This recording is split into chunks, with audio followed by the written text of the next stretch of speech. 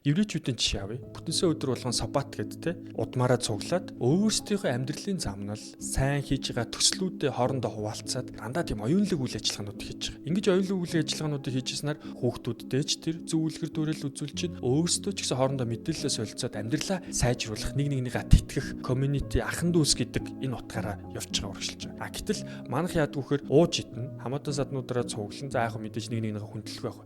Гэхдээ тэр Монгол найр, үс авахуулах эсвэл хамаатан садан цугларч байгаагийн цаана тэр утгыг нь тайлж нэг нэгэндээ хэрэгтэй дөмөгтэй үг үйлдэл гаргаж байгаа тэр ёслолууд нь миний харж байгаагаар бол арай бага байгаад. Замгуулийн шинжтэй юмнууд нь хэд мухарсагчэд олон болоод байдаг.